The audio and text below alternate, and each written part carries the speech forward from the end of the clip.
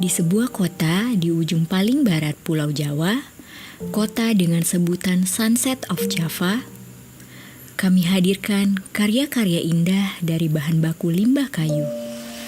Melalui serangkaian proses kreatif yang kompleks oleh tangan terampil para pemuda dan kehalusan tangan para ibu, limbah kayu tersebut diolah menjadi sebuah karya yang bernilai dan berdaya jual tinggi dengan desain klasik dan elegan.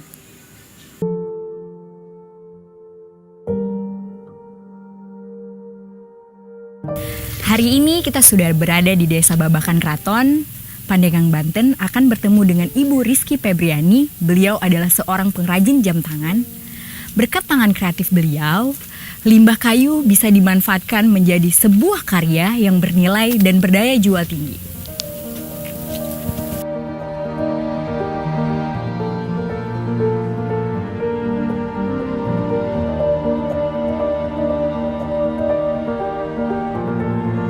Halo Bu Rizky Febriani. Halo Kalia.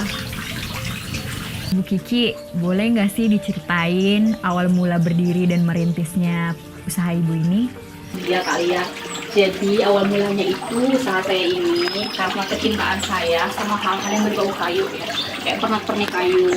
Kemudian tren di dunia juga lagi pada back to nature gitu ya. Terus saya pikiran Indonesia ini kan kaya dengan kayu-kayu yang berkualitas baik gitu ya. Kemudian kenapa sih nggak dibuat sesuatu hal yang bisa dipakai tapi juga unik gitu, ada unsur kayunya. Makanya kita bikin jam tangan dari kayu ini. Oh, jadi Ibu terinspirasi karena back to nature dan karena Indonesia kaya akan kayu-kayunya, jadi Ibu terinspirasi untuk membangun usaha ini. Iya. Kalau untuk jenis kayunya itu sendiri ada nggak sih Bu kualifikasi atau kayak kriteria tersendiri yang untuk ini cocok untuk pembuatan jam tangan? Betul, kita kan udah riset kali ya. Jadi dari beberapa kayu yang kita coba yang berkualitas baik dan hasilnya jadi produk yang bagus itu kayu jati dan kayu sonokeling. Udah pada tahu kan kayu jati gimana kualitasnya gitu. Sama satu lagi kayu maple, itu dari kayu 4 musim, kayu kita pakai Kanada, maple Kanada. Oh, jadi kan dari segi bahannya itu kayunya kan kayu-kayu berkualitas semua ya Bu? Iya. Nah, untuk modal itu sendiri berapa sih Bu yang dikeluarkan untuk merintis usaha ini? Iya, kami sebetulnya bertahap kali ya, dari peralatan sederhana sampai kemudian kami ke peralatan yang lebih modern dan lebih presisi ya. Jadi kalau misalkan kami hitung itu di 50 juta kali ya. Oh, cukup nominal ya Bu ya? Cukup, lumayan. Kalau untuk jumlah karyawan sendiri itu ada berapa ya Bu? Untuk saat ini ada 3 orang kali ya, termasuk saya jadi 4 orang. Oh, seperti itu. Untuk omsetnya itu kira-kira berapa nih Bu, kalau kita boleh tahu? Boleh kali ya. Untuk yang dari yang terkecil ya, kita minimal itu di 10 juta. Tapi kalau misalkan kita lagi ramai eventnya, itu bisa lebih dari itu. Oh, jadi tergantung kalau banyaknya event atau pameran, kemudian juga jadi kan banyak ada project juga, itu bisa omsetnya bisa berkali lipat dari yang biasa gitu. Okay. Untuk jamnya tersendiri ini ada nggak sih Bu berapa model gitu, jadi dari kayu misalnya maple ini jadi modelnya ini gitu? Oh iya, jadi secara garis besar ada 2 model Kak. Jadi yang kita pakai yang full kayu sama yang kombinasi. Jadi yang full kayu ini juga dari 3 jenis kayu, ada kayu maple-nya, ada kayu sonokeling sama kayu jati. Sementara untuk yang kombinasi strap itu kita pengen ngangkat kearifan lokal Kak. Di sini tuh apa sih gitu ya?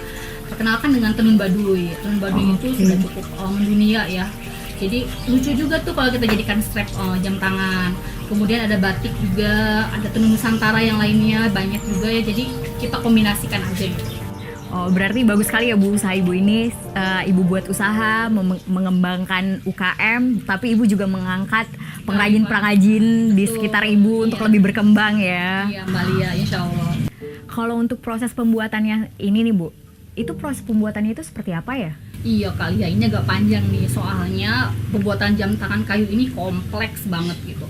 Dari mulai awal itu kita pemilihan bahan baku gitu, meskipun itu ada yang dari limbah, tapi kita harus pilih limbah yang terbaik, kayak misalkan dari ukuran, dari urat kayunya, kita menghindari banget yang ada mata kayunya untuk kayu ya. Kemudian setelah kita memilih bahan baku, kita akan desain gambar dulu kali ya. Iya, Desainnya kita mau pakai apa nih gitu, seperti apa. Kemudian itu kita aplikasikan ke dalam software gambar. Kemudian setelah memilih bahan baku, itu langsung ke proses machining. Kenapa kita pakai passing juga? Itu supaya jam yang kita hasilkan itu presisi dan terkalibrasi. Jadi kalau misalkan beda-beda tangan kan memang memakan waktu yang agak lama dan pastinya juga akan berbeda gitu. Oleh karena itu kita pemakai sudah menggunakan kombinasi dengan mesin gitu. Kemudian setelah diproses di mesin itu akan finishingnya dengan proses hamplas. Ada beberapa tahap hamplasnya. Iya, setelah dihamplas itu dibor satu-satu mata rantainya. Wow. Ya. Iya, agak panjang makanya secara garis besar seperti itulah. Kita bor mata rantainya, kemudian kita setelah itu kita hamplas lagi, coating pertama, hamplas lagi, coating kedua, baru bisa di-assembling dengan spare part dan mesin jam serta aksesoris jam. Berarti cukup banyak proses handmade ya Bu di dalamnya ya. Betul. Terus kalau untuk pembuatan jamnya ini kan kayak tadi cerita Ibu cukup panjang, Iya. makan waktu dari segi ampas segala macam. Itu butuh waktu berapa lama sih Bu untuk menyelesaikan kayak Yang secara rutin ya Mhm. kita di jadwal rutin kita itu 1 minggu itu bisa menghasilkan 20 pieces lah 20 dengan pieces jam jam? normal ya Kak ya. Tapi kalau misalkan lagi ramai itu bisa kita 2 shift karena kita juga punya 2 mesin jadi bisa kita maksimalin gitu. Tapi kalau sehari-hari kita produksi itu di 50 pieces 1 bulan. Kalau untuk keunikan atau ciri khas dari jam tangan Ibu ini apa sih Bu? Sehingga bisa laku di pasar ekspor? Seperti yang saya sebutkan tadi ya Kak ya, selain mengangkat kearifan lokal, kita juga buat kayak jamnya itu custom itu kakak bisa order dengan menggunakan grafir nama, logo corporate, jadi cocok banget buat dijadiin souvenir atau gift buat orang-orang terkasih. Kemudian kita ada versi couple-nya juga Kak, itu cocok banget buat pasangan tuh, buat Wow. kado, buat happy wedding gitu ya. Jadi kalau mau cari kado yang unik, bisa kapelan jamnya terus dikasih nama atau ucapan di dalam jamnya itu pasti bakal beda banget. Jadi kayak kita custom Uniqueness-nya, sesuai ya. dengan apa keinginan kita. Betul. Jadi Ibu bisa buat apa yang kita mau gitu ya. Ada inisial nama Oke. kalian misalnya. Kemudian ada yang pakai batik itu kan. Jadi kalau misalkan kebetulan seragamnya pakai batik nih gitu, pakai batik apa hari itu bisa gitu. Kalau misalkan ada berbau etnik bisa pakai kain etnik seperti tenun baduy atau dari kulit ekoprint. Itu juga kita kolaborasi sama pengrajin ekoprinter di Banten. Berarti kalau untuk tadi kan Ibu bilang ada unsur-unsur batik, itu unsur batiknya itu di mana sih Bu? Apa di dalamnya atau di Kak, di strap jamnya gitu. Oke, kalau untuk ekspor sendiri nih, apa Ibu udah pernah ekspor ke luar negeri? Alhamdulillah kita pernah kirim Kak ke Afrika Selatan, kemudian ke Belanda, ke Israel, juga ke beberapa negara yang dekat, Malaysia itu pernah kita. Berarti sudah dilirik juga ya Bu ya? Insya Allah. Kemudian dipromosikan juga ada di ini Kak, ke KBRI Singapura kalau kakak mau dilihat bisa. Oke. Kalau untuk dari segi pemasaran marketingnya itu Ibu tuh gimana sih Bu cara buat Ibu pasarin, oh di jam saya harus lebih terkenal atau gimana Iya. gitu? Kita coba maksimalin di semua saluran pemasaran Kak, kayak marketplace, media sosial juga, reseller juga, pokoknya kita masukin tuh marketplace Indonesia tuh. Kemudian media sosial, Facebook, Instagram, WhatsApp, semua kita optimalkan gitu. Termasuk juga barang komunitas-komunitas ya, jadi mereka bisa kasih tahu tentang produk kita gitu. Oh berarti kayak semua segi marketing Ibu Iya, kuasain kita supaya coba deh semua. supaya untuk terkenal ya Bu Iya, ya. amin. Benar-benar kita harus cinta Indonesia Betul. sekarang.